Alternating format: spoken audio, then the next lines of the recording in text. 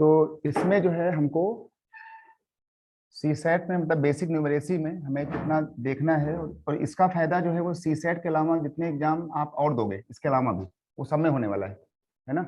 मतलब अगर आप जो है वो सी सेट के साथ साथ अगर आप एयरफोर्स कैड कर रहे हो, सीडीएस दे रहे हो, या अगर मान लो कि पैरेलल एसएससी बैंक का भी अगर आप देना चाहो तो मैथ का फायदा सब में हो जाएगा। तो इसलिए इसको अच्छे से पढ़ाई कर लो। इसमें एक जो टॉपिक है जो हमें पढ़ना चाहिए अच्छे से, वो टॉपिक है नंबर सिस्टम। हम बिल्कुल बाइलिंगुअल रहेंगे तो इसलिए मीडियम का कोई वो नहीं। First topic is number system, Hindi में संख्या पद्धति, नंबर सिस्टम, है ना। इसके बाद नंबर सिस्टम के बाद हम लोग जब इसके नीचे आएंगे तो हम लोग यहाँ पर पढ़ेंगे अच्छे से एचसीएफ एलसीएम, लघुत्तम और महत्तम का जो टॉपिक होता है ये वाला। फिर हम लोग को पढ़ना होगा सिंप्लीफिकेशन। सिंप्लीफिकेशन हमें करना होगा। सिंप्लीफिकेशन के साथ साथ इसी में हम लोग जोड़ेंगे वर्ड्स प्रॉब्लम। वर्ड्स प्रॉब्लम का ये जो क्वेश्चन है ये तो खैर एग्जाम में आता ही आता है ना। ये वो सवाल हैं कि जो सभी टॉपिक के मिक्स होते हैं और वो लैंग्वेज बन के पैसेज बन के आ जाएंगे, और उसी पैसेज में वर्ड प्रॉब्लम में परसेंटेज भी आ जाएगा, रेशियो भी आ जाएगा, सब कुछ हो जाएगा, है ना। तो उनका नाम है भाषा वाले question, that is in English word problem. इसके बाद टॉपिक नंबर जो हमारा 4 आएगा नंबर 4 पर, नंबर 4 में हम लोग अच्छे से करेंगे रेशियो। रेशियो उसके आगे तुम पूरा लिख लेना प्रपोर्शन। रेशियो प्रपोर्शन इसको कहते हैं अनुपात समानुपात। इसी में हम लोग मिक्स कर देंगे टॉपिक जो है वो मिक्सचर का, मिक्सचर मिश्रण, और इसी के नाम को कहा जाता है मैथ की लैंग्वेज में एलिगेशन। एलिगेशन जो होता है वो कोई टॉपिक नहीं है, वो इस मिक्सचर का एक कानून है खाली बस कि कैसे ये क्वेश्चन में करना है। ठीक, तो एलिगेशन टॉपिक नहीं है, वो मिक्सचर में लगने वाला एक जो है प्रोसेस है बस, एलिगेशन। इसके बाद नंबर 5 में हम लोग बात करेंगे पार्टनरशिप की। पहले पूरा समझ लो कि हमें किस सिस्टम में अपनी बात करनी है। पार्टनरशिप, ये हम लोग बात करेंगे पार्टनरशिप का, साझेदारी का, और साझेदारी जो है वो इसका ही टॉपिक है। फिर हम लोग आएंगे नंबर जो है 6 को लेकर के। नंबर 6 में इसी के बाद टॉपिक आ जाएगा परसेंटेज, तुम पूरा लिख लेना, परसेंटेज प्रतिशत। इसी में जोड़ देंगे profit loss. Profit loss, profit loss के साथ ही इसमें जुड़ जाएगा डिस्काउंट, जो छूट आती है, डिस्काउंट। इसी के बाद इसमें निपटा देंगे कंपाउंड इंटरेस्ट और सिंपल इंटरेस्ट, चक्रवृद्धि ब्याज और सिंपल ब्याज, है ना, सीआई और एसआई। फिर हम आएंगे अपने पॉइंट नंबर जो है 8 की तरफ। पॉइंट नंबर 8 की तरफ एक टॉपिक और छोटा सा है, लेकिन वो ज्यादा जो है सी सेट में आएगा नहीं, लेकिन हल्का हल्का ये पैसेज में आता है। Time and work wages. Wages का मतलब होता है कि जो हमें सैलरी मिलती है। पाइप और सिस्टर्न, पाइप और टंकी। पाइप सिस्टर्न इसको कहा जाता है, पाइप और टंकी। तो इसमें जो ये वाला टॉपिक है ना, पैसे वाला, पैसे का टॉपिक इसमें लिंक करते हैं पेपर में। पेपर जाके देख लेना सब, हमने पूरा देखा है, पूरा 11 से तक। इसके बाद पॉइंट नंबर जो हम लोग 9 करेंगे, तो 9 में इसी में ये टॉपिक तो आना ही आना है, speed time distance. Speed time distance, problem on trains, train के सवाल, और प्लस इसी में लिंक कर देंगे जो सवाल आते हैं बोट वाले क्वेश्चन, है ना, boat questions, boat and stream, नाव और धारा। ठीक, बोट और स्ट्रीम के बाद हम इसमें आगे और बढ़ेंगे, और पॉइंट नंबर 9 में जब बढ़ेंगे आगे, तो एक टॉपिक के सवाल जो है वो 2011 से लेकर के अभी तक आए हैं पूरे पीसीएस तक। उस टॉपिक का नाम है मेंसुरेशन।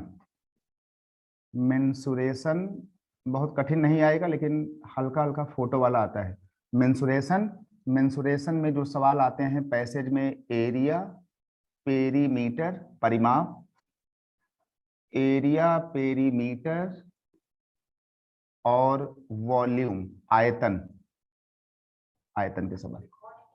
इसके बाद पॉइंट नंबर हम करेंगे 10 की तरफ, पॉइंट नंबर 10 की तरफ। पॉइंट नंबर जब 10 में आएंगे तो जो अगला टॉपिक है वो तो बहुत अच्छे से आता है, उसका नाम है परम्यूटेशन। परम्यूटेशन पहले पूरा लिख लो जिससे कि पूरा डर खत्म हो जाए कि भैया परम्यूटेशन कॉम्बिनेशन, परम्यूटेशन और कॉम्बिनेशन, प्रोबेबिलिटी, इसी में लिंक हो जाएगा प्रोबेबिलिटी, प्रोबेबिलिटी, प्रायिकता, क्रमचय संचय और प्रायिकता का सवाल हर साल आ रहा है। जब जब सी सेट नहीं था तब भी आता था ये टॉपिक। जब सी सेट नहीं था 2005, 6, 7, 8, 9 के आसपास, ये तब भी जो जीएस में आता था 20 क्वेश्चन। ठीक, इसमें वो वाले सवाल आते थे कि जैसे कि एक 3 खाने हैं, 5 बॉल हैं, तो हम बॉल को उस पर कैसे पुट करें कि कोई डिब्बा ठीक खाली ना छूटे या ना छूटे, वो सवाल पहले भी आते थे, है ना। तो वो सब इससे होंगे। और इसके बाद पॉइंट नंबर हम जब पहुंचेंगे 11 की तरफ, तो 11 में एक टॉपिक होता है डीआई वाला, डीआई डेटा इंटरप्रिटेशन। ठीक, और आगे लिखा रहता है डेटा सफिशिएंसी ये।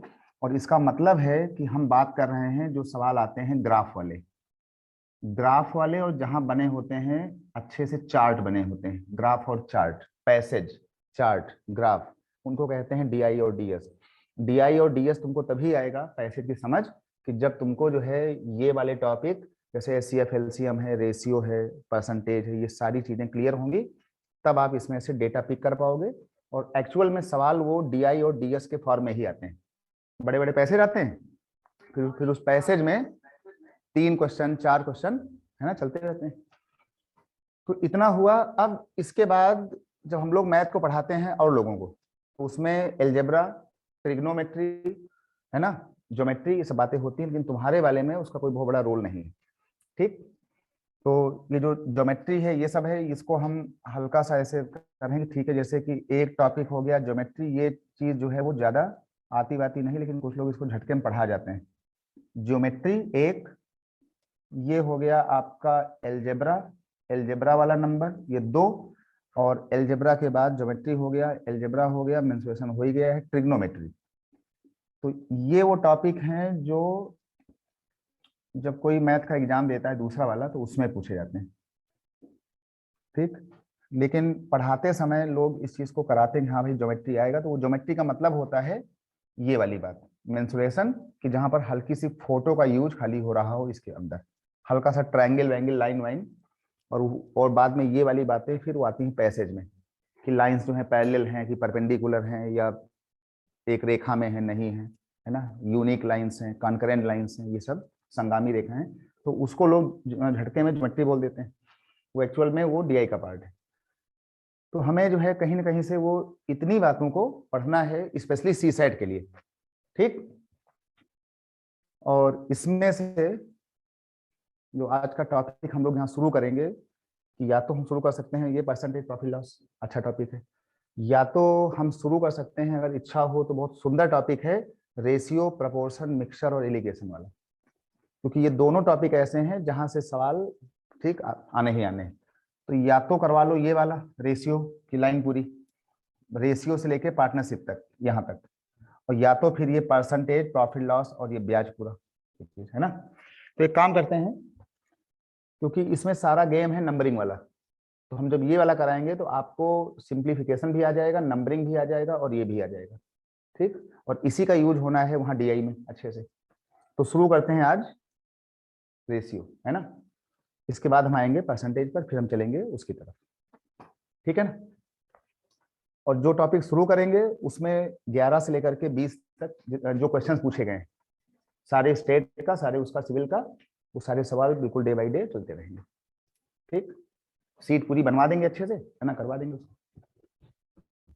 ठीक, अब खाली ये बता दो कि ये जो टॉपिक है रेशियो का टॉपिक है, ये आता है, नहीं आता है, बिल्कुल नहीं आता है, भूल भाल गया है, कुछ पता नहीं है, एकदम खुल के खाली बता दो। रेशियो टॉपिक कुछ आइडिया है पहले से तुम लोग भाई? मतलब हल्का फुल्का होगा, थोड़ा सा वो मिक्स हो रहा होगा। ठीक, तो जरा टॉपिक का नाम डाल लो इसमें, आज का topic ratio and proportion. First topic ratio and proportion.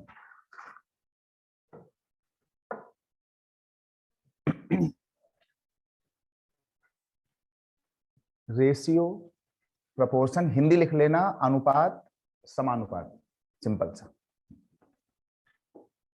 अनुपात और समानुपात।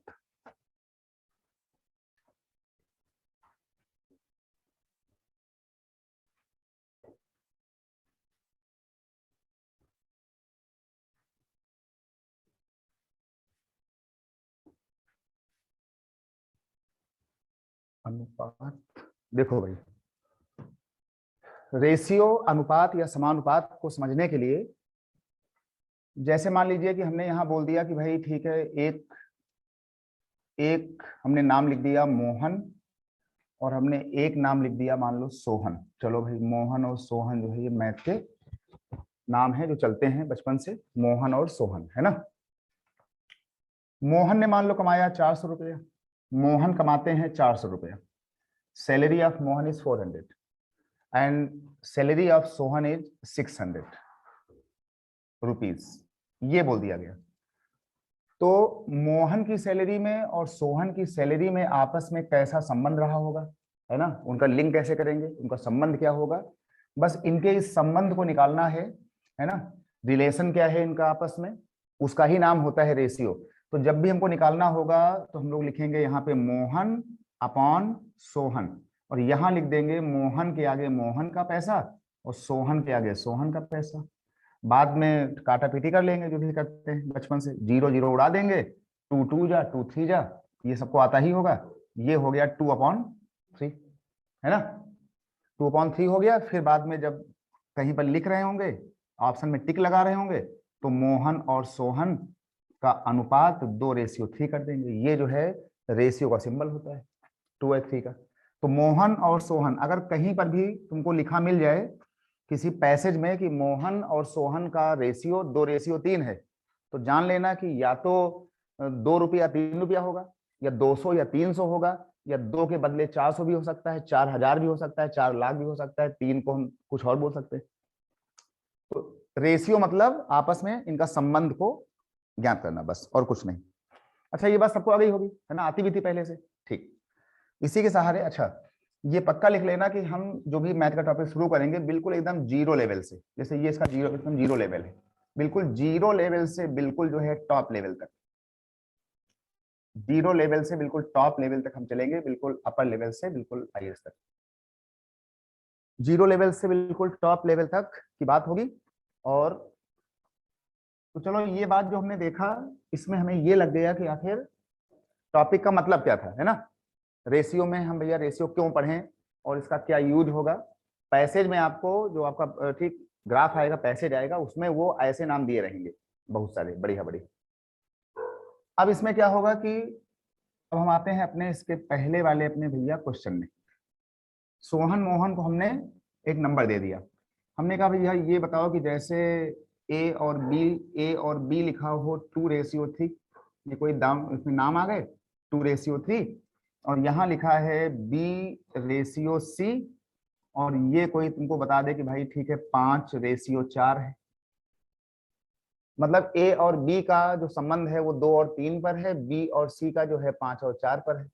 तो फिर आखिर तीनों का कंबाइंड क्या हो जाएगा। और कोई तुमसे ये पूछे कि भाई अच्छा ये बताओ कि ए बी और सी का रेशियो मिक्स क्या हो जाएगा। जैसे राजू है, गुड्डू है, सोनू है, अलग अलग। और फिर कोई पूछे कि भाई राजू, गुड्डू और सोनू का कंपैक्ट कितना हो जाएगा, कंबाइंड रेशियो। तो जब कोई ऐसी बात पूछे तो ये जो 2 वाली बात दी गई हो, यहाँ लिख लो इसका सल्यूशन भाई। ये जो 2 बात दिया गया है यहाँ पे लिख लो 2:3, ऐसे लिख लो। फिर जहां पर ये बंद हो रहा हो, बंद किसका हो रहा है, बी का, फिर इस बी वाले को बी से ही जोड़ना। जैसे ये बी वाला यहाँ 3 है और यहाँ बी वाला देखो 5 है, तो बी के नीचे बी वाला यहाँ लिख देना बी, और यहाँ पे लिख देना अगला वाला जो दिया लास्ट वाला 4। अगर एक आधा और लिखा होता उसको हम यहाँ लिख देंगे, कुछ और लिखा होगा उसको यहाँ लिख दो, और लिखा होता उसको यहाँ लिख देंगे, सीढ़ी बनाते हुए, ठीक। फिर इनको देखो, ये लिखा है ए बी, ये लिखा है बी सी, ऐसे लिख देना। अगर अगला और लिखा होता CD, हम यहाँ लिखते CD, DE, EF, GH, ऐसे ऐसे। फिर क्या करो, ये जो बाहर वाले हैं, बाहर वालों को आपस में ऐसे मल्टीप्लाई कर दो, 2 × 5, ये लिख दिया करो 10 रेशियो। फिर ये जो ऊपर लिखा हो सबसे टॉप पर, सबसे टॉप वाला, सबसे बॉटम वाला, ये नीचे वाला, टॉप वाले को मिला दो बॉटम से, मतलब टॉप से बॉटम पे आ जाओ। 3 × 5, ये हो जाएगा हमारा 15, और फिर रेशियो, पहले ये बाहर वाला, लास्ट में वो बाहर वाला, ये दोनों बाहर वाले ऐसे मिला देना। 3 × 4, ये कितना हो जाएगा भैया, ये हो जाएगा 12। अगर कुछ कटे वटे 2 5 जा, ये फंस जाएगा, ये फंस जाएगा, मतलब अगर कटे तो काट लेना, ना कटे तो छोड़ देना। इसका मतलब हो गया ये ए आ गया है, ये तुम्हारा बी आ गया है, ये आ गया यहाँ से सी। मतलब ए को मिलेंगे 10 रुपए, बी को 15 रुपए और सी को 12 रुपए।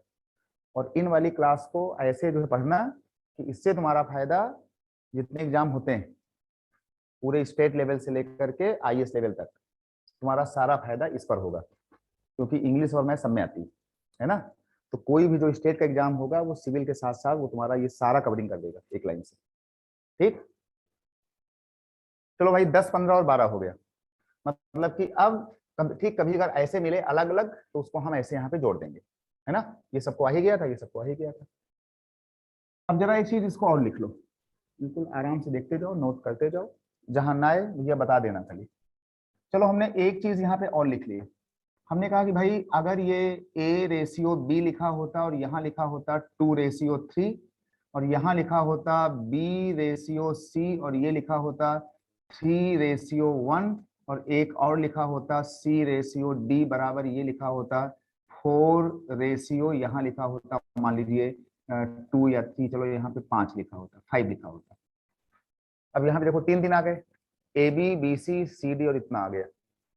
अगर हमें सभी को कंबाइंड करना हो ABCD इस तरीके से एक साथ, तो कंबाइंड इसको हम कैसे करें, है ना। तो इनको कंबाइन करने के लिए सबसे पहले हम लोग इसको लिखेंगे, सॉल्यूशन देखना। सबसे पहले हम लोग इसको लिखेंगे 2 और 3 को। हमने कहा भैया एक काम करो कि यहाँ लिख दो 2/3, फिर दूसरे वाले को हल्का सा ऐसे स्लिप कर देना, 3 और 1, मतलब B को B से जोड़ना स्लिप करके, ये B है तो B के नीचे B वाला 3/1, फिर इसको जोड़ देना और एक को करके सीढ़ी बना करके ऐसे कर देना। एक आधा और होता तो यहां लिख देते, है ना, 2 3 3 1 एंड 4 5। फिर जो काम हमने यहां किया था, पहले बिल्कुल बाहर बाहर बिल्कुल प्लेन झूले की तरह, है ना, पहले झूले की तरह बिल्कुल यहां से ऐसे फिसल जाओ जहां तक जा रहा हो। पहले बिल्कुल एक झूले की तरह, पार्क वाले झूले की तरह ऐसे फिसल जाओ। 2 × 3 × 4 कितना हो गया, 24, है ना, रेशियो। फिर हमने यहां कहा था कि ऊपर से नीचे कूदना है, बिल्कुल टॉप जोन से लोअर जोन पर, है ना। लिंक करो टॉप जोन को लोअर जोन से, ऊपर से नीचे। यहाँ 2 ही लोग थे, अच्छी बात थी। यहाँ पर ये देख लो, ये इसका बिल्कुल ये टॉप नंबर है और ये इसका ये बिल्कुल लोअर नंबर है। यहाँ पर तुमको इस नंबर से इस नंबर पे आना है। यहाँ पे रास्ता सिर्फ एक था 3 से 5 वाला, लेकिन यहाँ पे रास्ते, एक रास्ता तुम 3 से ऐसे करके ये रास्ता चौराहा पकड़ के यहाँ आ सकते हो। हमने कहा कि 3 3 × 4 तो 9 × 4 36 हो गया। जितने पॉसिबल वेज हो, फॉलो ऑल पॉसिबल वेज। एक रास्ता था 3 3 4 वाला, और एक रास्ता 4 पे आने का और तो है कि अगर यहाँ पे जाम लगा है रास्ते में तो तुम इस 3 से अपनी बाइक को निकालोगे यहाँ 1 पर, 1 से आ जाओगे यहाँ पर, है ना। एक रास्ता 4 पे आने का ये वाला था, अगर यहाँ पे जाम लगा है तो फिर एक रास्ता ये वाला ये वाला ये वाला। तो 3 × 1 × 4 कितना हो गया, ये आपका हो गया 12 रेशियो। पहले ये कर दिया, फिर ऊपर से सभी रास्तों को फॉलो कर लिया, और फिर हमने कहा था कि एक बार तुमको झूला यहाँ झूलना है, एक बार तुमको झूला बाहर झूलना उस पर। तो एक बार बिल्कुल ये देख लो, यहाँ से लेते हुए बिल्कुल सबको मिलाते हुए एक बार आपको यहाँ पर आना है। 3 × 1 सबको लेके × 5 कितना आ गया, 15। कुछ कटे वटे, 3 5 जा, 3 8 जा, 3 4 जा, 3 5 जा, हाँ कटेगा, काटोगे काट लें। 3 8 जा, काट के देखना, 8 3 12 जा, 3 4 जा, 3 5 जा, मतलब रेशियो को हमेशा बिल्कुल काट पीट करके ही लिखा जाता है, ऐसा ध्यान देना। रेशियो को हमेशा काटा पीटी करके सिंप्लीफाई बना के ही लिखना। अब ये हो गया, तो ये तुम्हारा आ गया ए, ये आ गया बी, ये आ गया सी और ये आ गया डी। बिल्कुल पूरा देख लो किस तरीके से हम बिल्कुल जीरो लेवल से भाग रहे हैं बिल्कुल अपर जोन की तरफ। अभी देखना, अभी 2 घंटे बाद नोट कर लो आराम से।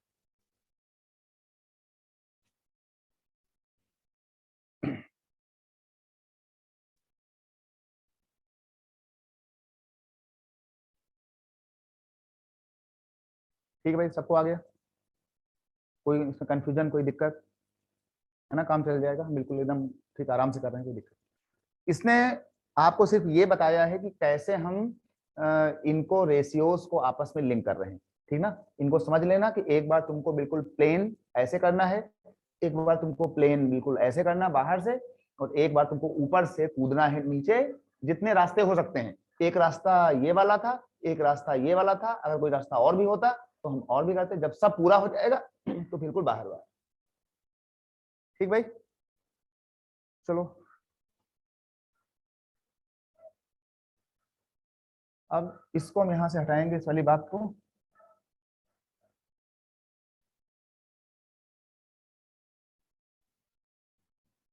अच्छा, यहाँ तक की बातों में कोई जो है कोई आर्ग्यूमेंट, कोई कंफ्यूजन किसी को? ठीक है, मतलब हमारी ओर से मतलब इसमें कोई दिक्कत नहीं है ना? हमको जो बताना है हमने सब पूरा बता दिया, काटा पीटी, है ना? अब ये काटना वाटना भैया तुम्हारे ऊपर है ना, कि वो 3 8 जाओ, 3 12 जा, 3 4 जा, 3 5 जा, ये बात सबको आनी चाहिए। चलो, तो ऐसे हम रेशियो को लिंक करेंगे। कई सवाल आए हैं 2011 12 13 सिविल में। कहा गया कि देखो, अब ये सवाल जब पेपर में आएंगे तो वहां कहा जाएगा कि कंपनी ए और बी का इंपोर्ट और एक्सपोर्ट का जो रेशियो है वो इतना है।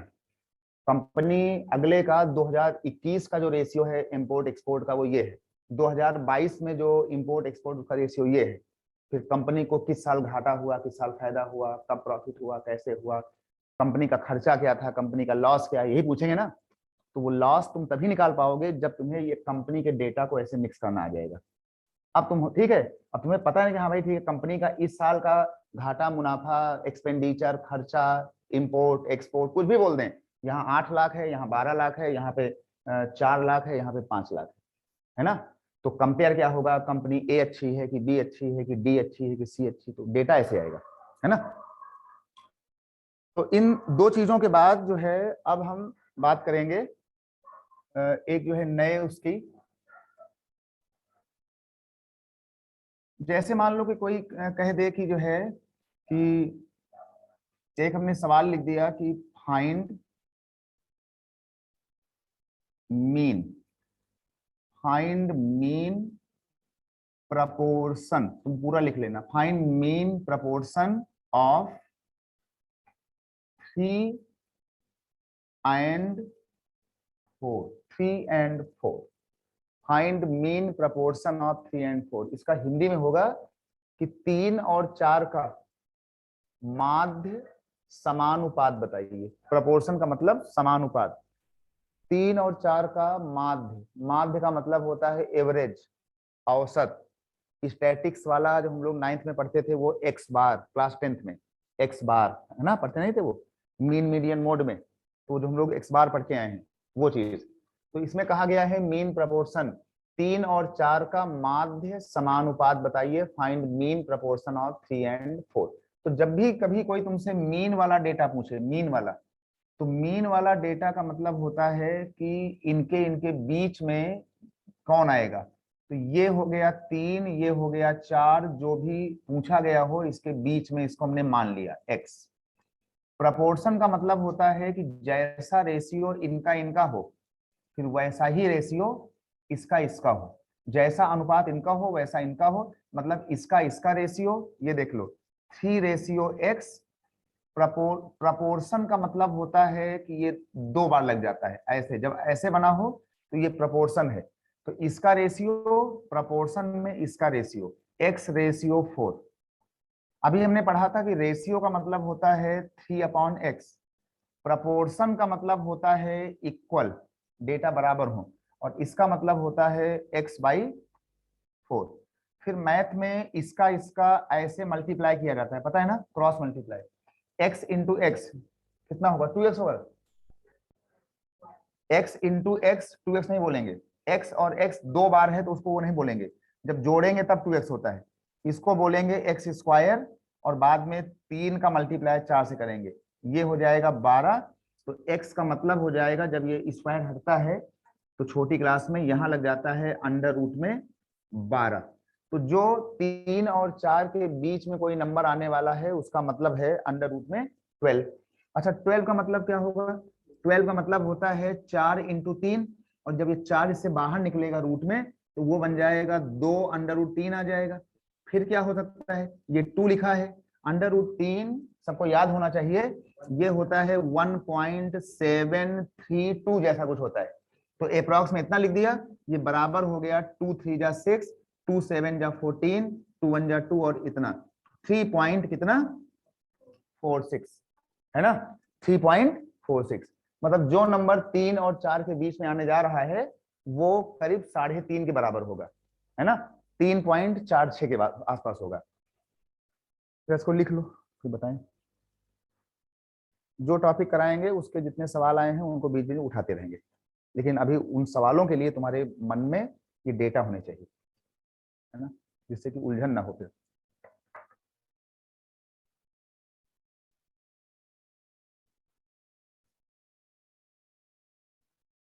आगे काम चल जाए सबको, भाई सबको आ गया ना, कोई दिक्कत नहीं इसमें। बस तुम्हें खाली गिनती टेबल पहाड़ा ABCD खाली आनी चाहिए मैथ के नाम पर, बाकी हम सारी मैथ तुम्हारे मन में भर देंगे बिल्कुल IIT लेवल तक की, ठीक है, IS हो चाहे ये हो, CDS हो, NDA हो, IIT, कोई मैथ हो, बस तुम्हें खाली जो बेसिक वो हो भाई, टेबल पहाड़ा है। अब सुनो, अब ये जो सवाल पूछेगा इसमें अगर कोई कह दे भाई ठीक है, कंपनी कंपनी ए का जो एक्सपोर्ट था वो था 3 करोड़, और कंपनी बी का जो एक्सपोर्ट हुआ वो है 4 करोड़ अगले उसमें, तो इन दोनों के बीच में हम कौन सी कंपनी को जनरेट करें कि जिसका एक्सपोर्ट जो है वो उसके मीन में आ जाए। अब इतना बोल दिया, अब तुम तभी कर पाओगे कि जब तुमको इस 3 करोड़ और 4 करोड़ का मीन डेटा आता होगा, और मीन डेटा मतलब फिर ये आता होगा। तो कंपनी हमें ऐसी फॉर्म करनी है पैसेज में जाके कि जो 3.46 या 3.5 या 3.5 के अप्रॉक्स में अपनी बात बोल रही है, ठीक। तो ऐसी कोई कंपनी पर हम वहां टिक करेंगे पेपर के अंदर, है ना, कुछ ऐसा डेटा रहेगा। चलो भाई ये भी तुमको आ गया। मीन मतलब माध्य, हिंदी का मतलब माध्य, बीच वाला, बीच वाली कंपनी कैसे फॉर्म होगी। अब हम यहां पहुंचे इस पर। अब अगर एक सवाल यहां और यहां पे लिख दिया जाए कि फाइंड, हमने यहां लिख दिया कि find third proportion, find third proportion of 5 and 6, 5 and 6, 5 और 6 का तृतीय समानुपात बताइए। तृतीय हिंदी में 5 और 6 का तृतीय समानुपात बताइए, थर्ड प्रपोर्शन ऑफ 5 एंड 6। भाई बीच वाला पूछा तो हमने उस नंबर को बीच में माना था, थर्ड वाला पूछेगा तो हम इस वाले नंबर को फिर बीच में नहीं मानेंगे, उसको आगे मानेंगे। 5 और 6 का थर्ड, तो जब इसका तुमको निकालना हो तो इसे यहां लिखना 5, यहां लिखना 6, थर्ड वाला पूछे तो यहां लिख लेना, चौथा वाला पूछे तो वहां लिख लेना। और बाद में प्रपोर्शन का मतलब होता है कि जैसा रेशियो इसका हो, ये देखो यहाँ बना था, वैसा ही रेशियो फिर इसका हो। तो ये हो जाएगा 5:6, ये देख लो 5:6, फिर यहां से प्रपोर्शन मतलब बराबर 6:x, ये हो जाएगा 5/6। प्रपोर्शन का मतलब कभी कोई बोले आज के बाद से, उसका मतलब होता है समानुपात, हिंदी में बराबर वाला अनुपात, ये हो जाएगा 6x। और बाद में जो है ये देखो, अब ध्यान देना इसको, यहाँ पर देखो ये 6 वहां जाएगा, लिख दें, देखो 6 वहां जाएगा, x यहां आएगा लौट करके x, और ये 5 वहां जाएगा। ये बात सबको आ गई, ये वाली बात, मतलब कि अगर हमको ये x निकालना है तो x हमने वहां भेज दिया ऊपर, ये रखा है, 6 हमने वहां भेज दिया स्क्वायर, और 5 चला गया नीचे, इतना आ गया, ठीक। तो ये जो तुम्हारा निकला है यहाँ पर ये x आया है, ये तुम्हारा हो गया है 36/5, और ये हो गया 5 7 जा 35, बचा यहाँ से कितना 1, और फिर 0 बढ़ाएंगे, 5 2 जा 7.2 नंबर ऐसा होगा जो 5 और 6 के बाद उसका सिमिलर अनुपात बनाएगा, रेशियो बनाएगा। मतलब अगर कोई कंपनी जो है वो 5 लाख और 6 लाख वाली है, तो उसके जैसी जो अगली कंपनी फॉर्म कराओ पैसेज के अंदर, उस कंपनी का डेटा 7.2 के आसपास हमें टिक करना है। थर्ड वाले को, बीच वाले को, थर्ड वाले को, चौथे वाले को, चौथा बोलेगा 1 नंबर और मान लेंगे, ठीक, ऐसे फिर आ जाएगा। ठीक भाई, अब एक काम करो इस पर। अब पेपर में जब तुमसे कोई मीन वाला पूछे तो इतना काम मत करो, है ना। देखो मीन का मतलब था यहाँ 12 आ गया, और 12 का मतलब था कि जो उसके अगल बगल के नंबर थे ये 3 और 4, उसका खाली मल्टीप्लाई हो गया। तो अब जब सीधे करना हो, किसी को बताना हो जल्दी में, तो पेपर में सीधे जो है हम जब ट्रिक पर जाएंगे और मीन निकालना हो तो सीधे रूट करके जो अगल बगल के 2 नंबर थे उनका मल्टीप्लाई कर देना, 12 आ जाएगा। कोई काम नहीं है कि हम इसमें ये बनाएं ये बनाएं ये बनाएं, ऐसे करें ऐसे करें। सीधा पेपर में भी ये करो, बगल में लिख लो कि एग्जाम में मीन के नाम पर हम ये करेंगे।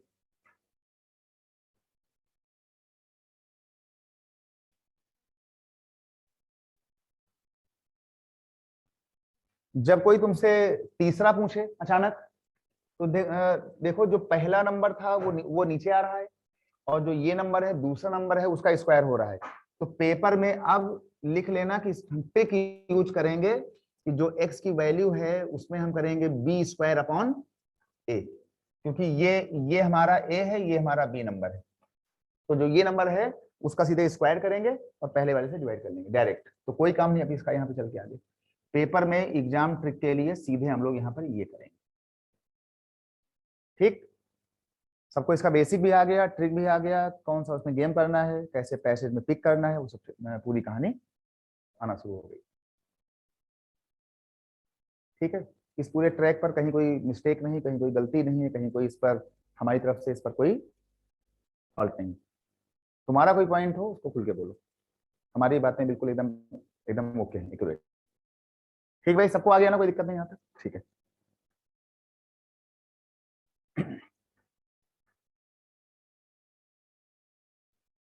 चलिए, तो ये हमने यहाँ ये जाना कि हम कैसे मीन निकालेंगे, तीसरा या चौथा कैसे करेंगे, ये सब चीजें। अब जरा एक सवाल लिखो छोटा सा, एक क्वेश्चन जरा लिखो पहले इस पर। एक क्वेश्चन लिखो कि find duplicate ratio of 2 and 3। Find duplicate ratio of 2 and 3। Hindi में लिखो कि 2 और 3 का वर्ग अनुपात बताइए। डुप्लीकेट, डुप्लीकेट की हिंदी इसमें वर्ग होती है। 2 और 3 का वर्ग अनुपात बताइए, वर्ग। 2 और 3 का डुप्लीकेट रेशियो, कई बार पेपर में डुप्लीकेट ही आ जाता है। डुप्लीकेट रेशियो बताइए, डुप्लीकेट। डुप्लीकेट रेशियो का मतलब हुआ कि जैसे इन्होंने हमसे कहा कि भाई डुप्लीकेट रेशियो, इन्होंने कहा कि भाई ये बताओ कि जैसे ये लिखा हुआ है 2 2 and 3, तो 2 and 3 का डुप्लीकेट रेशियो, वर्ग रेशियो, तो हमने यहाँ पे लिख दिया एक साथ में duplicate ratio. Duplicate ratio Hindi में लिख लेना वर्ग, वर्ग अनुपात, है ना, वर्ग अनुपात। जब तुमसे कोई डुप्लीकेट पूछे तो हिंदी ने बोल ही दिया वर्ग रेशियो, वर्ग, वर्ग मतलब इसका स्क्वायर, तो सीधे लिख देना 2 स्क्वायर और यहाँ पे लिख देना 3 स्क्वायर। इसकी वैल्यू आ जाएगी 4:9। जब कोई डुप्लीकेट कहेगा मतलब कि सारे डेटा स्क्वायर हो रहे हैं। अब इसी के नीचे ही क्वेश्चन बोल के हम लिखा रहे हैं कि अगर तुमसे कोई पूछे कि भाई अच्छा ये बताओ ट्रिप्लीकेट क्या होगा, ट्रिप्लीकेट, ट्रिप्लीकेट रेशियो क्या होगा, उसी के नीचे लिख लेना। ट्रिप्लीकेट रेशियो, रेशियो क्या होगा, हिंदी लिख लेना घन अनुपात। डुप्लीकेट वर्ग, ट्रिप्लीकेट घन, घन मतलब क्यूबिक वाला, है ना।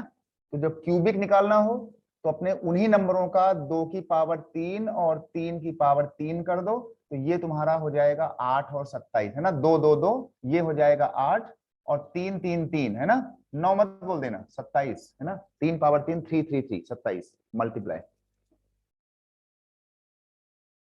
इसी के नीचे लिख लो कि अगर तुमसे कोई डुप्लीकेट ना पूछे, तुमसे कोई पूछ ले कि अच्छा ये बताओ कि सब सब डुप्लीकेट सब डुप्लीकेट रेशियो कितना होगा, सब डुप्लीकेट। तो सब डुप्लीकेट का मतलब होता है वर्गमूल अनुपात, हिंदी लिख लेना वर्गमूल अनुपात, मतलब कि 2 और 3 का सब डुप्लीकेट। खाली डुप्लीकेट हो तो स्क्वायर पे जाएगा, सब डुप्लीकेट है तो स्क्वायर रूट वाला। तो 2 और 3 का सब डुप्लीकेट चुपचाप यहाँ पे लिख दो √2 और यहाँ पे लिख दो √3 लिख दो, ये लिख दो ऐसे करके, बस छोड़ दो इतना। अगर तुमसे कोई पूछ ले कि अच्छा भैया ये बताओ कि ट्रिप्लीकेट नहीं सब ट्रिप्लीकेट क्या होगा, सब ट्रिप्लीकेट सब ट्रिप्लीकेट रेशियो कितना होगा, हिंदी में लिख लेना, ये वर्गमूल था ये घनमूल हो जाएगा, जहां सब लगेगा वर्गमूल घनमूल आ रहा है। रेशियो कितना हो जाएगा, तो 2 और 3 का घनमूल रेशियो, ऐसे यहाँ पे लिखो 2 और ऐसे यहाँ पे लिखो 3। अच्छा क्लास 4th में सिखाया जाता है कि जब वर्गमूल होता है तो यहाँ पे 2 होता है, और जब घनमूल होता है तो इस करनी के अंदर 3 लिखा रहता है। तो घनमूल का सिंबल होता है कि इसके अंदर 3 लिखा होगा और इसके अंदर 2 होता है, वो 2 मतलब 2 होता है, छुपा रहता है उसके अंदर वो, है ना। ये तुम्हारा हो गया इसका थर्ड रूट, घनमूल सब ट्रिप्लीकेट सब डुप्लीकेट है ना। तो ये कर दो, सब डुप्लीकेट और सब ट्रिप्लीकेट का मामला हुआ कुछ ऐसा।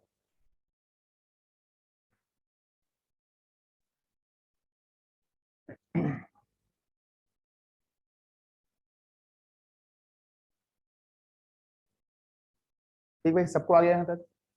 रेशियो क्या होता है, कैसे उसको हमने लिंक करना सीखा, जोड़ना सीखा, कंबाइन करना सीखा, डुप्लीकेट, मीन, प्रपोर्शन, थर्ड, चौथा, पांचवा, हमको सब पूरा पता है कि हाँ भैया ऐसे ऐसे होता है ना।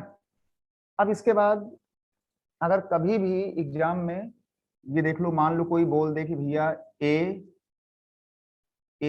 मान लो कोई बोल दे कि भाई ठीक है ए लिखा हुआ है, मान लो यहाँ पर कोई लिख दे कि भाई ये लिखा है 3/4, और कोई कह दे कि ये बी यहाँ लिखा हुआ है, यहाँ लिखा है मान लो हमने यहाँ पे लिख दिया कुछ करके 4 या 5 या 7 लिख दिया, और यहाँ हमने लिख दिया मान लो इसमें हमने 9 लिख दिया, 9 कर दिया, और कोई पूछे कि अच्छा ये बताओ कि A/B कितना होगा।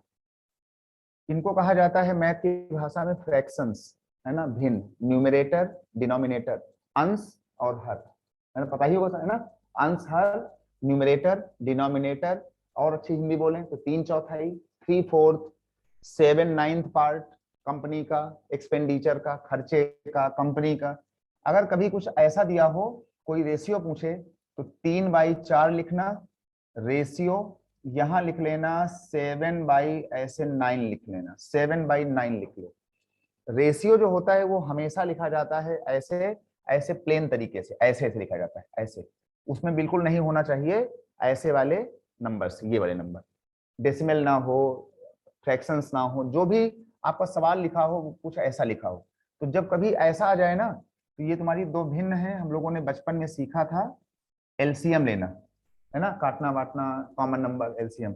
ये बताओ कि 9 और 4 का से कटने वाला जो नंबर होगा एलसीएम, 9 और 4 दोनों से कटे, तो क्या यहाँ पे हम 36 लिख लें या कुछ और होता है। 9 और 4 का कॉमन नंबर 36, उसके पहले कोई होता है, नहीं होता है, 36।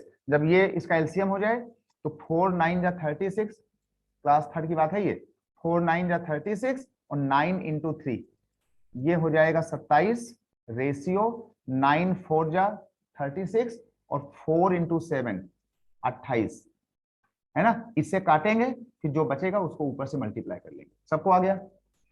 फिर रेशियो में इतना करने के बाद फिर इस एलसीएम को उड़ा दो, इसको मत लिखो, अपना जो आंसर लिखना ए और बी का रेशियो, वो जो ऊपर आया हुआ है सिर्फ वो लिख दो, 27 रेशियो 28, 27 रेशियो 28, है ना।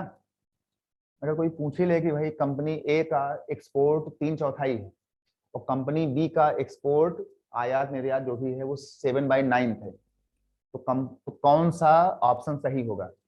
टिक लगाओगे यहाँ। मतलब ये वाली बात इस वाली बात के बराबर, जो मामला उसका है वही मामला 27 और 28 का। सब सही। क्रॉस मल्टीप्लाई कर लो, डिनोमिनेटर को सेम बना लो, ऊपर नीचे गुणा कर लो। हमारा हमारा मेन मकसद था इसको मार देना। ठीक, वो क्रॉस भी कर लो या फिर इनका इनका ऊपर नीचे मल्टीप्लाई कर लो, कॉमन नंबर उड़ा दो, काट दो, वो ले लो, सब सही। सारी बातें सही। हमारा तो मेन मकसद ही था कि इस नंबर को उड़ाना, बस। ठीक ना? अच्छा भाई,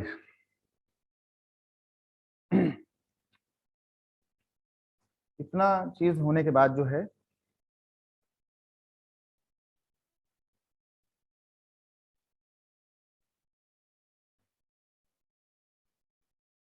लेकिन जो तरीका होता है ना, तुमने बताना चाहा कि इसको से मल्टीप्लाई कर दें, 9 × 3 को गुणा कर दें 27, और 4 × 7 28, यही बात ना?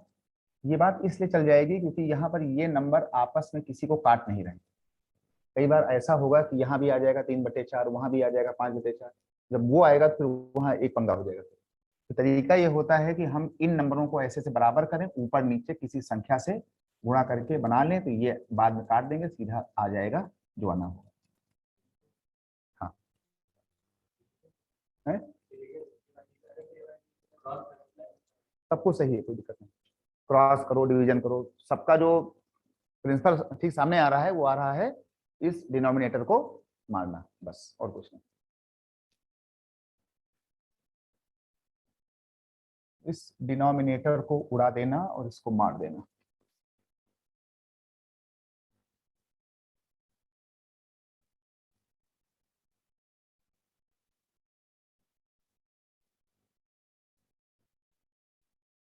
ठीक भाई,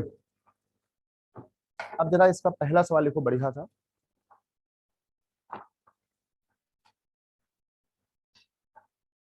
पहला सवाल जरा इसको लिखो यहां से।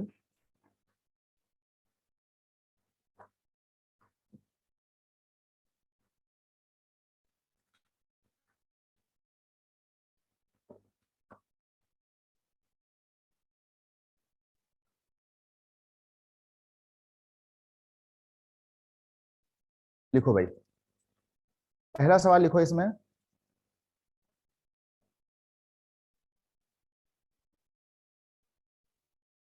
Ratio ratio in speed, ratio in speed, ratio in speed 3, 4 and 6। चाल में अनुपात 3, 4 और 6 का है। चाल में या चालों में अनुपात 3, 4 और 6 का है। Ratio in speeds is given 3, 4 and 6. Then find ratio in time. Find ratio in time. Find ratio in time in covering same distances. In covering same distances. Hindi में लिख लेना, तब समय का अनुपात बताइए। तब समय का अनुपात बताइए समान दूरी चलने में। समय का अनुपात बताइए समान दूरी चलने में। अब ये सवाल पेपर के आए हुए सवाल। जब हम कोई वो देखते हैं टेस्ट सीरीज सिस्टम की, तो वहां पर ये सवाल अब पूछे जा रहे हैं कि चाल में अनुपात है 3, 4 और 6 का, तो समय में कितना अनुपात होगा बराबर दूरी जाने में। ये आया इसका पहला एग्जैक्ट सवाल। इस पर हम लोग क्या बोलें?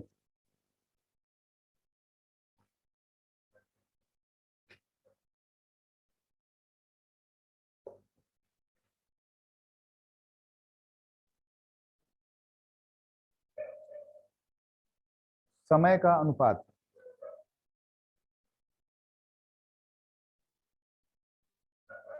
अब ये जो पहला सवाल उठा, ये सवाल यूपीएससी के पेपरों का सवाल है भाई। देखो, हमको दे दिया गया स्पीड। जब स्पीड दे दिया गया तो एक फार्मूला हम लोग पढ़ते हैं, स्पीड बराबर कितना होता है, याद है कि नहीं? डिस्टेंस अपॉन कितना होता है, टाइम होता है। हमको स्पीड का वहां दे दिया गया है और टाइम पूछा जा रहा है। देखो ये ऊपर लिखा है, ये नीचे लिखा है, मतलब स्पीड और टाइम आपस में देखो उल्टा है, रेसिप्रोकल है, इनवर्सली प्रोपोर्शनल है, व्युत्क्रम है, उल्टा है। वो ऊपर है, ये नीचे है ना, एस और टी। इसका सीधा मतलब हुआ कि समय का रेशियो वही आएगा जो स्पीड वाले का उल्टा होगा।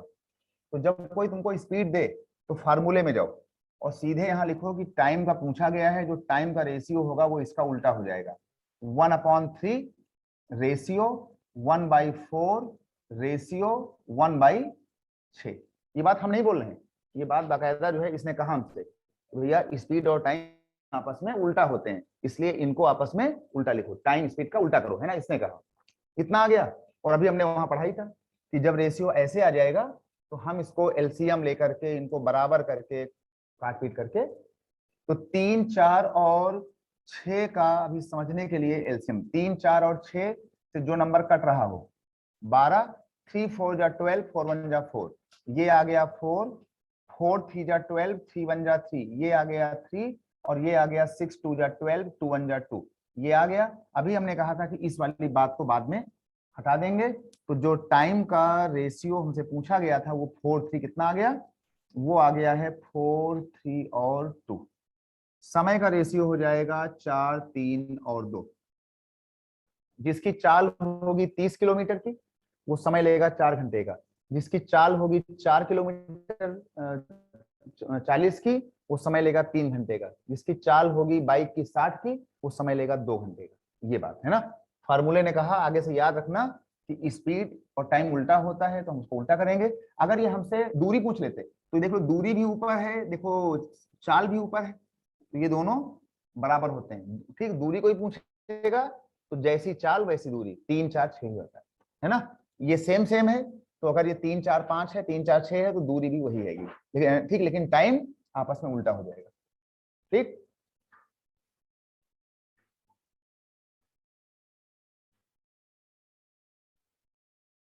अगला लिखो।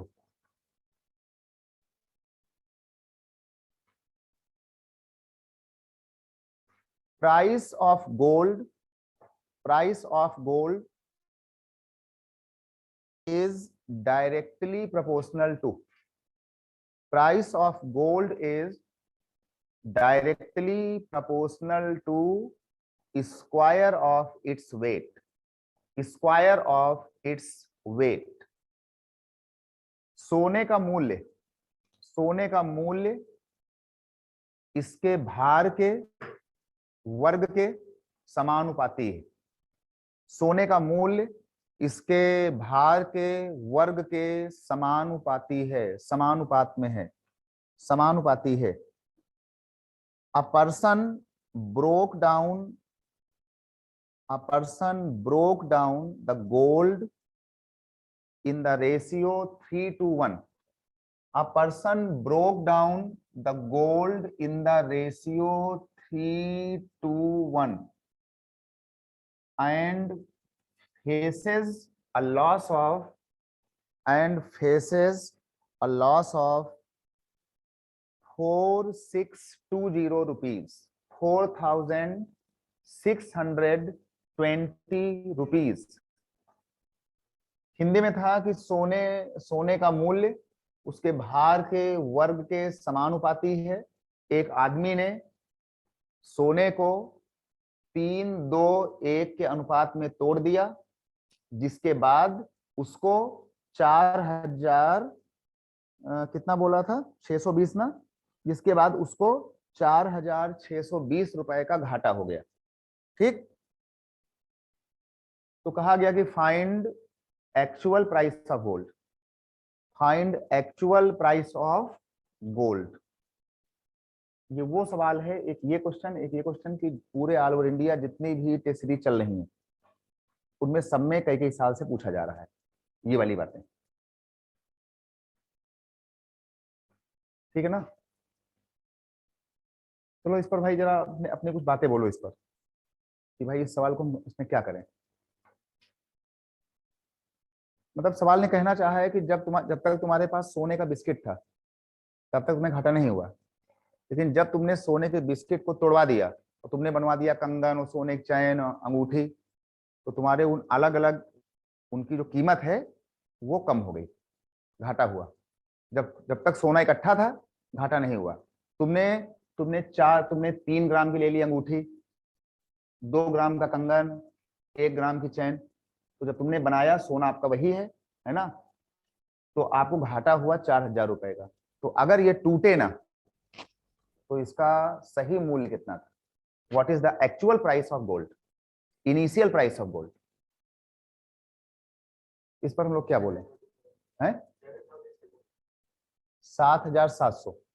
चलो भाई पहला आंसर आया 7,700 रुपया। सोना जो है 7,700 का था।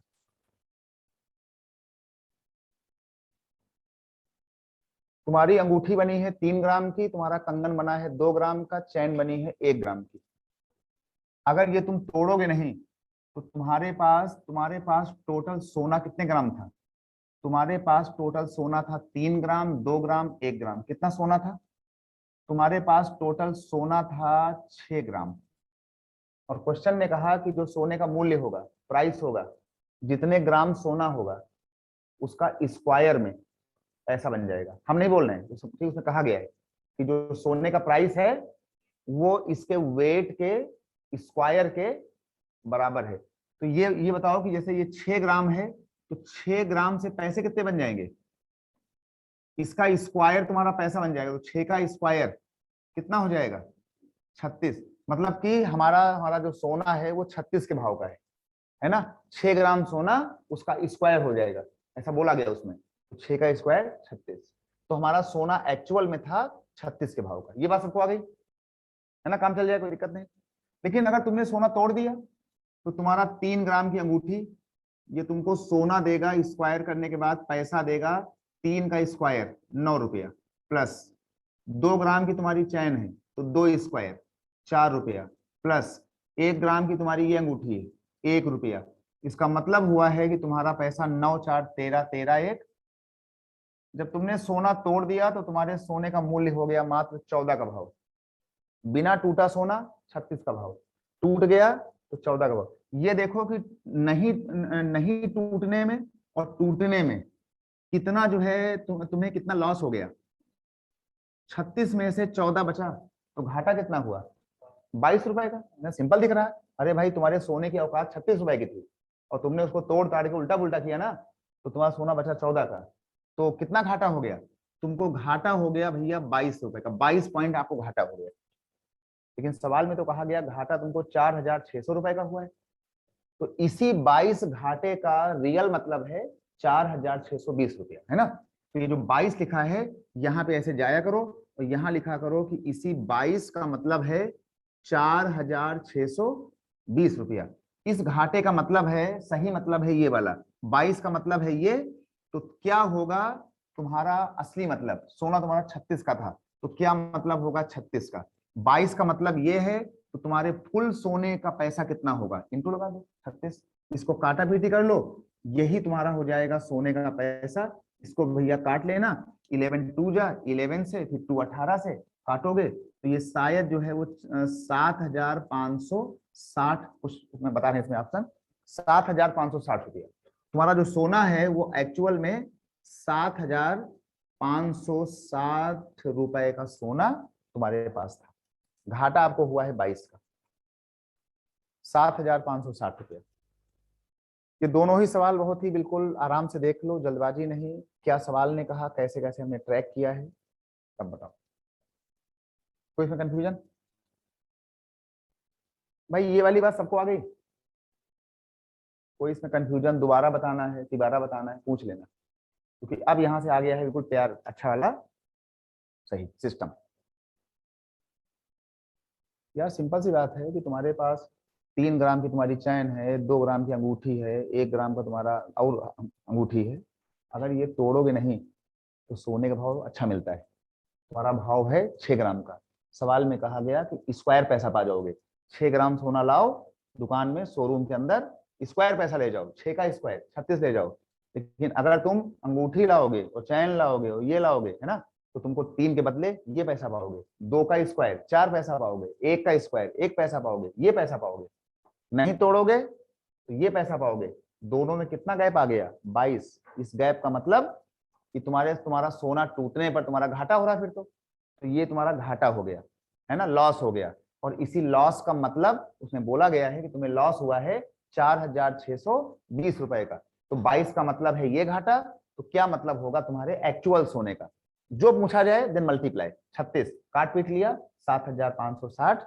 इसको जिसे काटना ना आता हो, 11 2 जा, 11 से काटना, ऐसे 11 4 जा, 11 2 जा, ये फिर 2 से इसको मार देना, 18 गुणा कर देना, इतना आ जाएगा। ठीक भाई, तो पहला सवाल, दूसरा सवाल, और इसके बाद जो है एक सवाल और सुनना। अब सीधे हम आ रहे हैं बिल्कुल ट्रैक के ऊपर कि भाई ये ट्रैक है।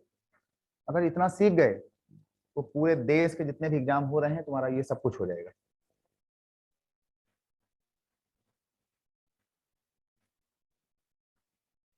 ठीक, चलो हम चाहते हैं कि अगला सवाल भी यही देखो इसके साथ, बिना इसको बिगाड़े।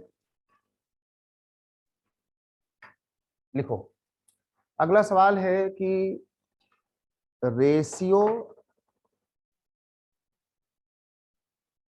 Ratio of land and water on the earth is 1:2। Ratio of land and water on the earth is 1:2। पृथ्वी में जमीन और पानी का अनुपात 1:2 है। मतलब एक हिस्सा जमीन है, 2 हिस्सा पानी है ना। पृथ्वी में जमीन और पानी का अनुपात 1:2 है। फिर आगे लिखा है कि in north hemisphere ratio is 2:3। North hemisphere ratio is 2:3। उत्तरी गोलार्ध में यह अनुपात 2:3 का है। उत्तरी गोलार्ध में यह अनुपात 2:3 का है। Then find ratio in south hemisphere. Then find ratio in southern hemisphere. Southern लिख लो या साउथ लिख लो। रेशियो इन सदर्न या साउथ हेमिस्फेयर। तब दक्षिणी गोलार्ध में यह अनुपात कितना होगा? मतलब दक्षिणी गोलार्ध में, सदर्न हेमिस्फीयर में लैंड और वाटर कितना कितना होगा? लैंड और वाटर कितना कितना होगा भैया? ये तीनों सवाल जो है बिना बिगाड़े एक साथ देखना भी। अच्छा ये बता दो कि मतलब ये वाला सवाल सबको आ गया था ना, है ना? कोई बोले हमें घाटा हो रहा, फायदा हो रहा, तो पहले आराम से जो बोले उसको ऐसे कर लो, बहुत ज्यादा एक्स वाई नहीं करना है उल्टा पुल्टा, क्योंकि सारा गेम है नंबरों के ऊपर। सुनो भाई, देखो ज्योग्राफी का ज्ञान भैया जो है सबको है ना। जीएस इतनी सबको आती है कि मतलब कि पृथ्वी में क्या क्या चल रहा है। ये देख लो, सवाल में कहा गया कि अगर ये अर्थ बना हुआ है, ये बनी हुई है पृथ्वी, ये अर्थ है, तो ये देखो अर्थ का बंटवारा कराती है ये वाली लाइन, है ना। क्या बोलते हैं इसको? इक्वेटर ना, इसको बोलते हैं इक्वेटर। इसको कहते हैं नॉर्थ हिस्सा, इसको कहते हैं साउथ हिस्सा। तो इसमें कहा गया कि ये तुम्हारा जो है नॉर्थ जोन है अर्थ का, और ये तुम्हारा है south zone, north and south zone. अब ये तुम्हारी पूरी है अर्थ टोटल। सवाल में कहा गया कि ये जो हमारी ये अर्थ है ना, इसमें जमीन और पानी का जो रेशियो है वो कितना बोला हमने? 1:2।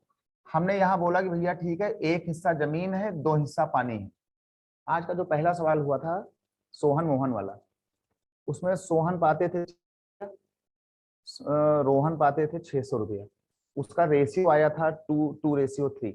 हमने कहा था चाहे तुम 2 और 3 मानो, चाहे 20 और 30 का हो, चाहे 400 और 600 का हो। तो जब यहाँ इन्होंने कहा कि भाई लैंड है 1 हिस्सा, पानी है 2 हिस्सा, हमारा मन है हम चाहें तो इस 1 को 10 मान लें, इस 2 को 20 मान लें। मतलब रेशियो कट के वही आएगा, 10 1 जा 10 2 जा, फिर वही आ जाएगा। हम 100 मान लें, 200 मान लें, है ना, 1 लाख मान लें, 2 लाख मान लें, सब सही है। मतलब कि इस पूरी पृथ्वी में 10 हिस्से में पानी है, 20 हिस्से में 10 हिस्से में जमीन है, 20 हिस्से में पानी। पूरा जमीन और पानी मिलाकर के बन जाएगी पृथ्वी, अर्थ बन जाएगा। कितना है? 30। कितना हो गया? 10 और 20, मतलब कि तुम्हारी जो पूरी ये अर्थ है उसकी वैल्यू है 30 की। अब 30 में ये जो इक्वेटर होता है इसको बांट देगा आधा आधा। 30 का मतलब हो गया है कि नॉर्थ अर्थ में कितना हो जाएगा? 15। साउथ कितना हो जाएगा? ये हो जाएगा 15। 15। ये बात सबको आ गई? ये बात आई कि नहीं आई? कि टोटल 30 है, 30 में आधा तुम ले जाओ, आधा तुम ले जाओ, आधा नॉर्थ वाले, आधा साउथ वाले। फिर हमसे कहा गया यार इस नॉर्थ में जो बंटवारा हो रहा है ना जमीन और पानी का, उसमें अपनी कॉपी देख लेना। उसमें कहा गया कि इसमें जमीन और पानी का जो बंटवारा है वो शायद 2:3 दिया है। मतलब इस 15 का बंटवारा है 2:3 में। तो जब कभी बंटवारा कराना हो तो इन दोनों को जोड़ा करो। देखो टोटल कितना है? 3 2 5। यहाँ पे लिखा करो कि देखो ये टोटल तुम्हारा 5 हिस्सा है। 5 हिस्से में जमीन कितना हिस्सा है? 2 हिस्सा। 5 में 2 हिस्सा जमीन है। तो इस पूरे नॉर्थ जोन में 15 में कितना हो जाएगा? तो यहाँ पे लिख दो इंटू 15। 15 में कितना हो जाएगा? जिसमें निकालना हो मल्टीप्लाई कर दो। ये देख लो, जिसका निकालना हो मल्टीप्लाई कर दो, गुणा कर दो ऐसे। तो ये देख लो, जमीन और पानी का बंटवारा था 2 भाग 3 भाग, तो कुल कितना हो गया? 5 5। टोटल 5 में जमीन कितनी है? 2 हिस्सा। तो 5 में 2 है जमीन। तो इस 15 वाले पूरे प्लॉट में कितना होगा? 5 3 जा एंड 3 इंटू 2 कितना आ गया भैया? ये आ गया 6। ये तुमने क्या निकाला है? जमीन। मतलब कि इस नॉर्थ वाले जोन में 15 एकड़ में जमीन कितने एकड़ पर है? 6 में। 6 बीघा जमीन है ना? तो फिर पानी कितना बचा होगा? पानी कितना बचा होगा? अरे भाई टोटल टोटल ठीक, आप 15 पाओगे। इसी 15 में पानी भी है, हैंडपंप भी है, नल भी है, जमीन भी है, सब कुछ है इसके अंदर। जब इस 15 में तुम्हारा खेत हो गया 6 बीघे का, तो पानी कितने बचा? 15 में से 6 को हटा दो, कितना बचा? मतलब 9। 15 एकड़ में 9 एकड़ में पानी है, 6 एकड़ में ये है। 9 और 6 का अनुपात काट पीट लोगे तो ये 2 और 3 है ना? 3 2 जा 6, 3 3 जा 9, 2:2। लेकिन हमसे ये बात पूछी गई, ये वाली बात कहा गया भैया ये बताओ कि साउथ वाले में जमीन कितनी है और साउथ वाले में पानी कितना है? एल और ये कितना है? अच्छा ये बताओ कि तुम्हारी इस पूरी पृथ्वी में, पूरे अर्थ में जमीन कितना है? 10। और इस 10 जमीन में तुमने नॉर्थ वालों को ही दे दिया 6 जमीन। तो यहाँ बची कितनी? 4 बची। मतलब तुम्हारे पास यहाँ प्लॉटिंग होगी 4 एकड़ पर। 4 पूरे पूरे शहर के अंदर नल, ठीक है, नल लगने थे, हैंडपंप लगने हैं 20। और तुमने केवल नॉर्थ वाले जिले को ही तुमने बांट दिया 9 नल। तो बचे कितने? 11। तो यहाँ पानी कितना बचेगा? 11। देखो 11 4 ये 15 है, तो देखो 9 और 6 वो 15 है। टोटल जमीन 10 हिस्सा थी, 10 में 6 वहां निकल गया, तो 4 यहाँ बचा। ये 10 पूरा हो गया। ये यहाँ 20 था, 20 में 9 वहां लग गए, तो 11 यहाँ बच गया। इसका मतलब है कि ये हमसे पूछा गया था कि जो इसका आंसर होगा, हमें आंसर लिखना है 4:11 लैंड और वाटर का अनुपात है। ये लैंड है, ये वाटर। सवाल को समझ लेना और बहुत गंभीरता से एक बार इसको देख लो कॉपी में, एक बार इसको देख लो, एक बार उसको देख लो। अगर ये आ गया मतलब कि तुमको फिर ये टॉपिक आना शुरू हो गया। नहीं आया ठीक, उसको पूछो भाई। पूरा भाई देख लो एक बार, कुछ पूछना उछना उसको पूछ लो।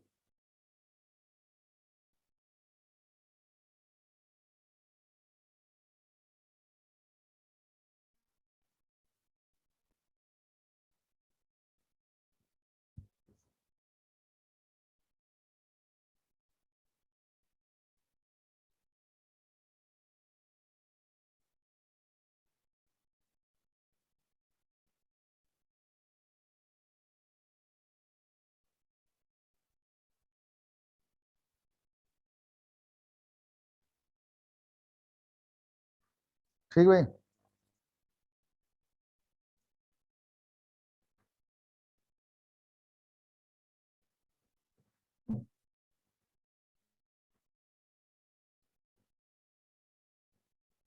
ये बात भाई सबको आ गई?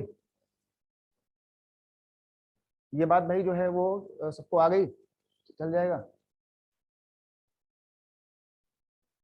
7560, any formula to find difference in such ratio.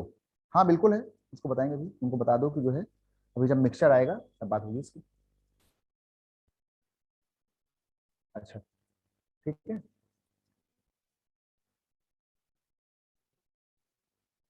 अच्छा भाई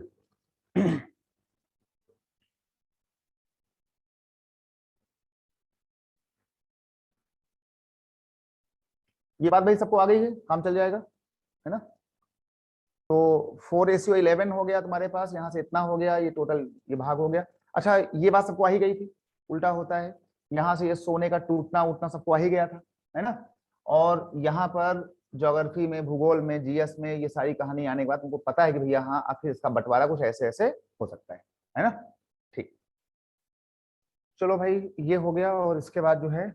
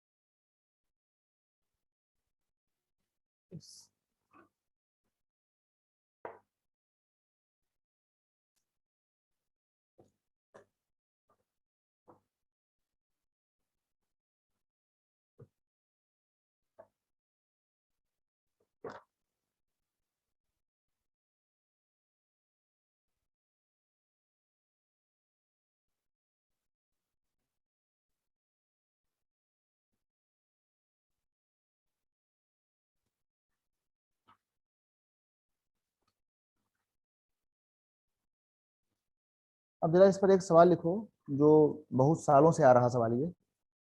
एक सवाल आता है, वो बैग में जो पड़े होते हैं सिक्के उक्के, क्वाइंस वाइंस, है ना। एक लिख लो इसमें, अ बैग कंटेन्स, अ बैग कंटेन्स ₹410। अ बैग कंटेन्स ₹410, 410 रुपए, 410 रुपए in the form of ₹5, ₹2 and ₹1 coins. A bag contains ₹410 in the form of ₹5, ₹2 and ₹1 coins. ₹1 coins. किसी बैग में 410 रुपए हैं, किसी बैग में 410 रुपए हैं जो 5, 2 और 1 रुपए के रूप में है ना। मतलब 410 रुपए हैं, लेकिन उसमें सिक्के हैं 5 वाले, 2 वाले और 1 वाले। किसी बैग में 410 रुपए हैं जो कि 5, 2 और 1 रुपए के सिक्के हैं। फिर कहा गया कि number of coins in the ratio 469, number of coins in the ratio 469, 469, number of coins in the ratio 469। सिक्कों का अनुपात, सिक्कों का अनुपात 4:6:9 में है। सिक्कों का अनुपात 4:6:9 में है। Then find number of 2 rupee coins, then find number of 2 rupees coins. तो 2 रुपए वाले कितने सिक्के होंगे, 2 रुपए वाले कितने सिक्के होंगे, ऐसा सवाल जो है वो हर 1-2 साल में आता रहता है, सिक्का वाला, क्वाइन वाला, पैसे वैसे वाला। देखो भाई, तुम्हारे पास जो सिक्के हैं ना, इनका इनका रेशियो पड़ा हुआ था 4, 6 और 9, ये इनका रेशियो पड़ा हुआ था। इस 4 का मतलब है कि ये 4 भी हो सकता है, अभी हमने कहा था 40 भी हो सकता है, 400 भी तो हो सकता है। अभी जब वहां दिया गया था लैंड और वाटर में, तो वहां दिया गया था 1:2, हमने मान लिया था 10 और 20। तो जरूरी नहीं कि ये 4 हो। तो जब भी तुमको रेशियो से कोई नंबर बनाना हो, तो सबसे पहला काम किया करो कि ये 4 होगा कि 40 होगा कि 400 होगा कि 4 लाख होगा, इसमें कुछ मल्टीप्लाई हो जाएगा। तो यहां पर मान लो कि ये सिक्का है 4 के, ये वाला सिक्का रहा होगा 6 के, और ये वाला सिक्का रहा होगा 9 के। ये के क्या है कि वो हो सकता है कि 4 इंटू 10 कोई 40 बोल दे, कोई 4 इंटू 100 इसको 400 बोल दे, है ना। तो एक जो नंबर है वो नंबर के हो गया। लेकिन ये तुम्हारे सिक्के हैं कौन से, 5 रुपए वाले, ये तुम्हारे सिक्के हैं। अगर हम कल को कोई तुमसे बोले कि भाई हमारे पास 2 कॉइन्स हैं, 2 कॉइन्स, कौन कौन से, 5 रुपया वाले, तो अगर हम 2 कॉइन्स को अगर हम 5 रुपए से गुणा करवा दें तो ये तुम्हारे सारे क्या बन जाते हैं, 10 रुपए, है ना। मतलब अगर हम नंबर ऑफ कॉइन्स में उनकी वैल्यू को मल्टीप्लाई करवाते हैं 5 रुपए से, ये सिक्का तुम्हारा है 4 के 5 रुपया वाला, तो हमने इसको मल्टीप्लाई कर दिया 5-5 रुपए से, तो ये बन गए रुपए। प्लस ये तुम्हारे सिक्के हैं 2-2 रुपए वाले, इसको हमने मल्टीप्लाई कर दिया 2-2 रुपए से, ये बन गए रुपए। ये तुम्हारा सिक्का 1 रुपया वाला है, इसको हमने मल्टीप्लाई कर दिया 1 रुपए से, तो ये सारे बन गए रुपए। और यही तुम्हारे सारे रुपए कहाँ रखे हुए हैं, बैग के अंदर। कुल कितने रुपए हैं, 410 रुपए। मतलब ये सारे तुम्हारे रुपए मिल करके बना लेंगे बैग वाले रुपए 410। अगर कोई सवाल क्वाइंस वाला आए तो नंबर ऑफ क्वाइंस को जितना उसका पैसा दिया गया हो, 5 रुपया वाला, 50 पैसा वाला, उससे मल्टीप्लाई करा देते हैं, तो ये तुम्हारे सारे बन जाएंगे अमाउंट। और बाद में यही सारे अमाउंट जब प्लस करोगे तो आपका बन जाएगा पूरा झोला या बैग पूरा मिल करके। फिर क्या हुआ, अब यहां से ये देख लो, ये तुम्हारा हो गया 20 के, ये हो गया 20 और 12 कितना, 32 ना, 32, और ये तुम्हारा हो गया प्लस 9 41, पूरा जोड़ दिया, ये आ गया 41 के बराबर हो गया 410। देन वैल्यू ऑफ के 41 से इसे काट दोगे, कितना बचेगा, 10। मतलब कि जो तुमने ये के यहां माना था ना, उसकी वैल्यू कितनी है, 10। हमसे क्या पूछा गया था, 2 रुपए वाले क्वाइन, 2 रुपए वाले कितने क्वाइन हैं, 6 के, तो यहाँ पे जाके लिख दो कि भैया 2 रुपए वाले हमारे पास क्वाइन है 6 के, ये 6 के 2 रुपए वाले, 5 रुपए वाले, 1 रुपए वाले, के कितना आया हुआ है, 10, तो यहाँ लगा देंगे 6 इंटू 10, कितना हो जाएगा, मतलब कि टोटल 60 क्वाइंस रखे हुए हैं इसमें 2 रुपया वाले। अगर ये कोई पूछे तो 4 इंटू 10, 40 क्वाइंस है 5 रुपया वाले, 90 क्वाइंस हैं 1 रुपए वाले। ठीक, तो ये सवाल बहुत ही इंपॉर्टेंट है, ये कई बार जो है आ चुका है।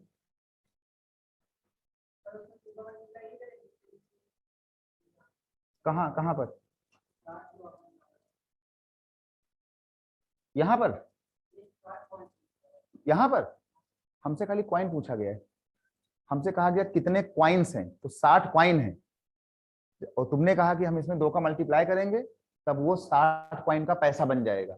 60 क्वाइन मिला करके 120 रुपया 2 रुपया वाले। तो जब तुमसे कोई ये पूछता कि 2 रुपए वाले सिक्के कितने पैसे बनाते हैं, तब तुम बताओगे कि 60 इंटू 2 रुपया ये पैसा बनाते हैं बैग में 120 रुपया। लेकिन सिक्के हमारे पास 60 हैं, वो 60 सिक्के में हर सिक्का 2 रुपए का है, तो वो सिक्के कितना कंट्रीब्यूशन कर रहे हैं, वो कर रहे हैं 120 रुपए का। तो जब कोई अमाउंट कहे तो जो आपने बोला, अमाउंट ना कहे, नंबर ऑफ कॉइंस पूछे, देन 60 कॉइंस। ठीक भाई, सबको आ गया, काम चल जाएगा इसमें, कोई दिक्कत नहीं, बढ़िया से इसमें।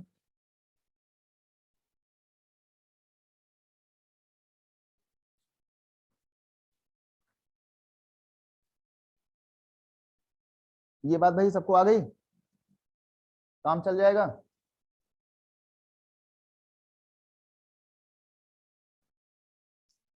चलो फिर इस पर जो है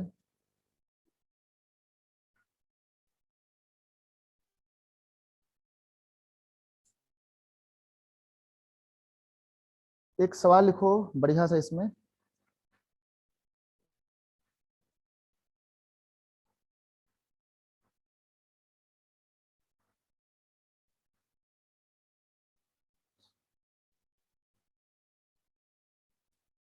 लिखो लिखो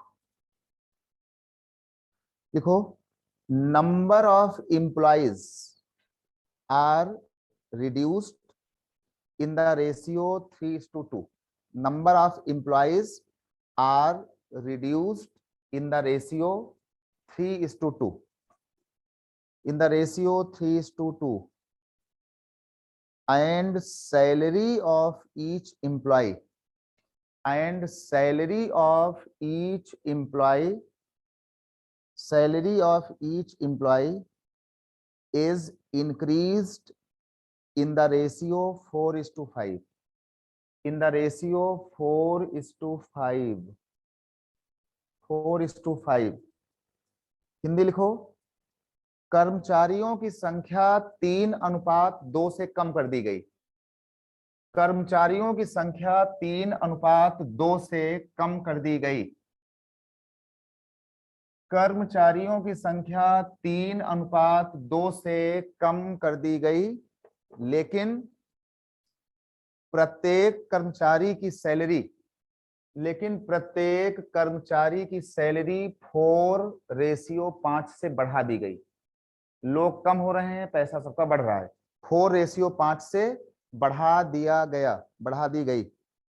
by doing so, by doing so company saves ₹12,000, by doing so company saves ₹12,000।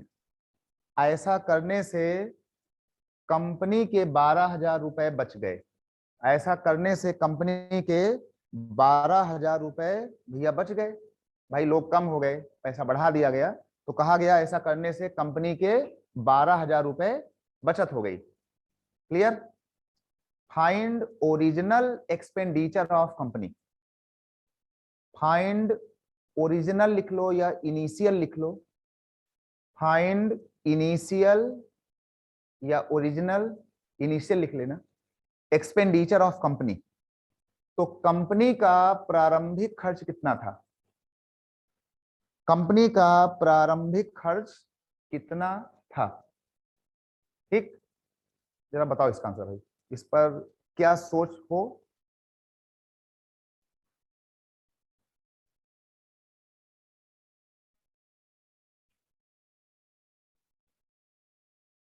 Company का ओरिजिनल खर्च, प्रारंभिक खर्च,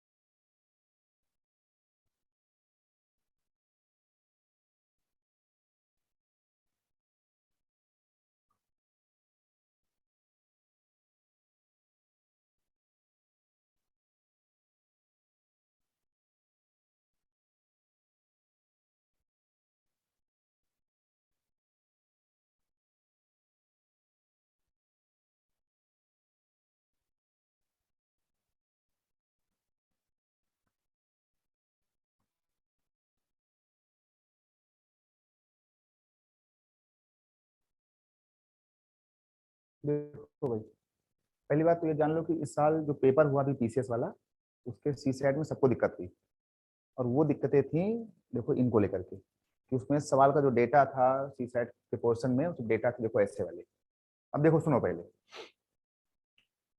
इस सवाल में बात किया गया कंपनी की, सैलरी का, एम्प्लॉइज का, उनके पैसे का, और फाइनली एक्सपेंडिचर का, खर्चे का, है ना, बचत का, तमाम बातें आ गई इसके अंदर। तो इसमें शुरुआत करो कि भाई आखिर कंपनी ने बोला क्या।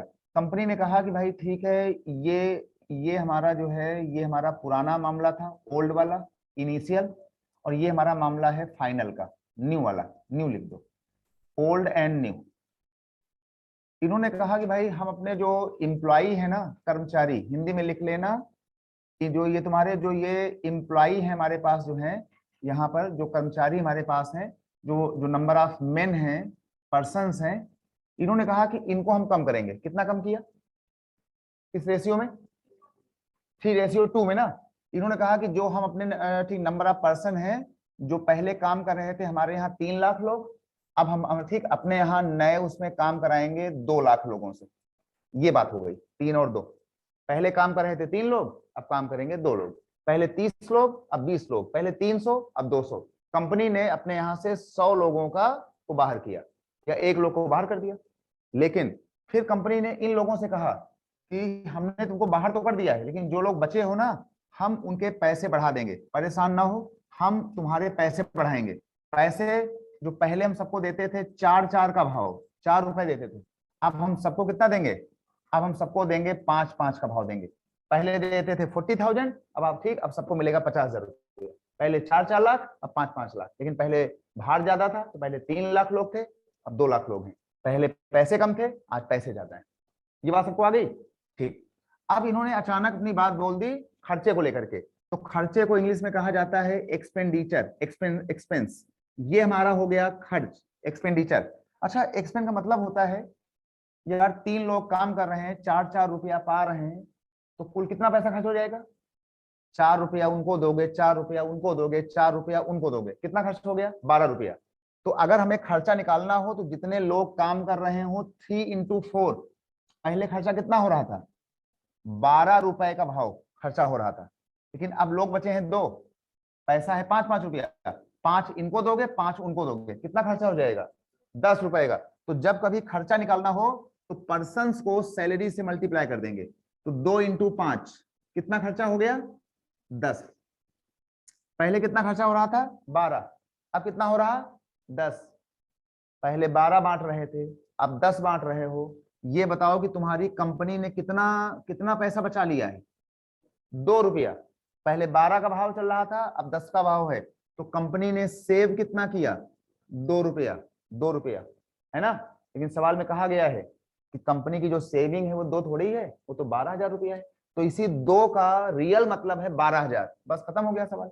यहां जाओ, लिख दो कि भैया 2 का मतलब है 12,000 रुपया। 2 का मतलब है 12,000 रुपया। जैसे हमने सवाल किया था सोने वाला कि 22 का मतलब है उतना, तो कुल कितना, है ना? वैसे यहां पर 2 रुपए कमी का मतलब है, बचत का मतलब है 12,000 रुपया। ये तो हमने माना है ना, ये सच्चाई है, मानी हुई बात, ये सच्चाई है। तो हमसे कहा गया कि भाई फिर पुराना खर्चा कितना था? पुराना, ये था हमारा पुराना खर्चा, वो हमारा है नया खर्चा सैलरी के ऊपर, कितना था? 12।